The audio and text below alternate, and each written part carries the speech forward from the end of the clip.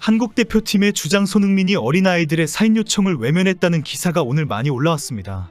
몇 명의 아이들이 토트넘 유니폼을 들고 간절히 외쳤지만 훈련을 마치고 들어가는 손흥민은 발길을 멈추지 않았다고 합니다. 보다 못한 한국 취재진들이 손흥민에게 여기 아이들이 있다라며 불러세울 정도였다는 것입니다. 사인을 받지 못한 오만의 아이들은 손흥민을 향해 한국말로 괜찮아요라고 크게 고함을 치고는 돌아갔다고 합니다. 손흥민이 현재 경기에만 초집중하고 있다는 상황을 우리도 알아요라고 전한 것입니다. 최근 손흥민은 예능 프로그램과의 인터뷰에서 경기를 마치고 돌아가는 버스 안에서는 토트넘의 어느 선수도 말을 걸지 않는다. 경기 상황을 계속 돌아보는 시간을 잘 알고 있기 때문에 혼자 있도록 배려해준다라고 털어놓은 바 있습니다. 결국 몇 시간 후 경기를 앞두고 있는 현재 손흥민의 초집중이 어느 정도인지 알 수 있게 해줍니다. 손흥민은 오만 도착 후에서는 팬들에게 환하게 웃으면서 손을 흔들고 사인을 해주었습니다. 이 과정에 FC 바르셀로나 유니폼을 내민 팬에게 나는 거기에 사인할 수 없다라고 단호하게 거부한 모습도 알려졌습니다. 손흥민의 일거수일투족이 공개되면서 현재 손흥민과 대표팀의 초긴장 상황을 엿볼 수가 있습니다. 팔레스타인전 무승부 경기 이후 손흥민은 주장으로서 무거운 책임감을 느낀다고 말했습니다. 손흥민은 많은 찬스에도 불구하고 골을 넣지 못하면서 기회를 날린 것 같아 아쉽다. 많이 반성하고 있고 개선돼야 할 것 같다고 말했습니다. 손흥민은 팔레스타인전 막바지 수비 라인을 완벽히 무너뜨린 다음 결정적인 기회를 잡았지만 골대에 막히기도 했습니다. 이어 남은 9경기를 최고의 경기로 펼칠 수 있는 기회가 남았다며 동료들과 팬들을 위해 그저 최선을 다하고 싶다. 지금 힘들다고 생각하는 것 자체가 핑계라고 생각한다고 덧붙였습니다. 손흥민은 나라를 대표해서 뛸 수 있다는 것은 아직도 제게 매우 영광스러운 일, 할 수 있는 한 최선을 다하겠다며 오만 원정 경기에 각오를 다졌습니다. 한국 축구대표팀은 오늘 10일 오후 11시 오만 무스카트의 술탄 카부트 종합운동장에서 2026 북중미 월드컵 아시아 3차 예선 조별리그 B조 2차전 오만과 원정 경기를 치릅니다. 지난 팔레스타인전에 충격적인 무승부 경기를 펼쳤고 이후 김민재의 돌발 행동까지 겹치면서 큰 부담을 안게 된 대표팀입니다. 만약에 5만원 정경기에서도 황당한 결과를 가지고 온다면 월드컵 본선 진출을 향한 도전의 적신호가 켜지게 됩니다. 한국 언론에서도 연일 충격적인 제목의 기사를 쏟아내고 있습니다. 축구인들도 오만에게 지면 끝이야, 오만도 못 이기면 난리 난다는 지적을 하고 있습니다. 현재 오만 매체들은 오만이 한국을 이길 것이다라고 전망하고 있습니다. 오만은 독일도 5만원 정경기에서 1대0으로 겨우 이겼다면서 공포의 거친 경기를 예고했습니다. 독일은 카타르 월드컵을 앞두고 오만에 와서 친선 경기를 펼쳤다가 경기 종료 직전에 겨우 한 골을 넣으면서 큰 망신을 당했습니다. 오만 대표팀은 이라크 원정 경기를 마치고 다음날인 6일 오만으로 돌아와 오후 7시부터 바로 훈련을 시작했습니다. 회복에 중점을 둔 훈련 세션을 진행했고 일부 선수들은 호텔 체육관에서 컨디션 조절에 들어갔습니다. 부상으로 이라크전에서 결장했던 모하메드 알무살라미, 아흐메드 알카미시는 한국전에 출전할 수 있을 것이라고 알려졌습니다. 다만 퇴장당한 아르샤드 아랄라위의 공백을 어떻게 메울 것인지가 관건이 될 거라고 분석했습니다. 오만 대표팀은 기자회견에서 이미 한국전을 승리로 마치겠다라고 장담을 했습니다.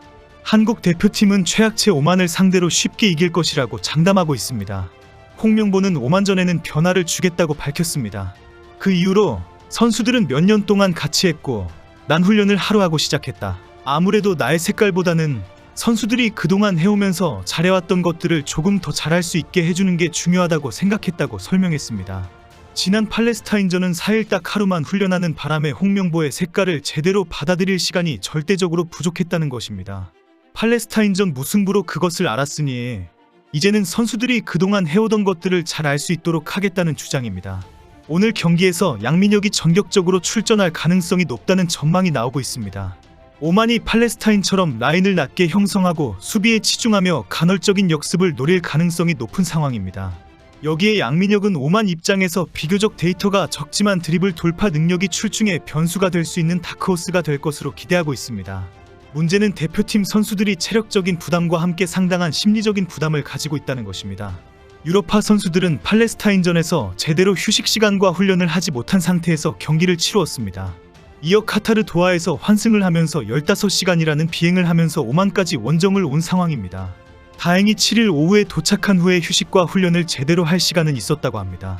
반드시 승리를 하겠다는 선수들이 무리를 하거나 오만 선수들의 거친 경기에서 다치지 않기를 바라야 하는 상황입니다.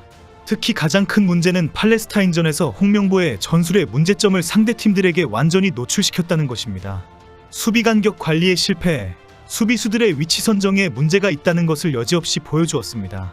전문가들도 홍명보의 수비 전술을 매우 구태의연하다. 수비 라인이 하나로 움직이지 않고 각자 개인 플레이에 의존한다. 이는 상대 공격수들에게 너무 많은 기회를 허용했다라고 비판했습니다. 홍명보의 수비진의 조직력 부재가 드러났다는 지적입니다.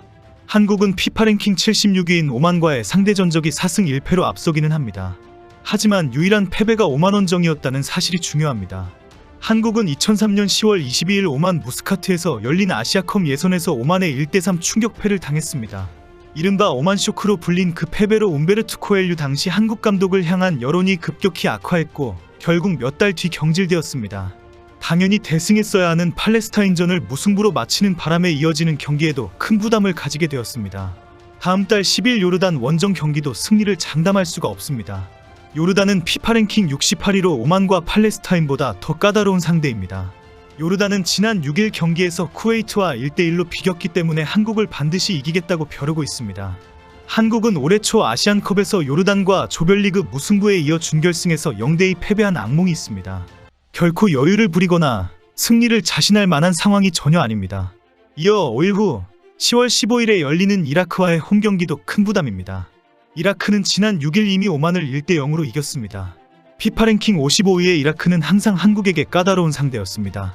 대진표가 발표되었을 때 호주와 카타르, 우즈베키스탄을 피하며 수월한 조편성이라는 평가가 팔레스타인전 무승부 경기 때문에 큰 난관에 봉착한 상황입니다. 깊은 밤 시간인 오후 11시에 경기는 열립니다. 새벽 1시에 마칠 판인데 크게 이기고 편하게 잠자리에 들 수 있기를 기대합니다.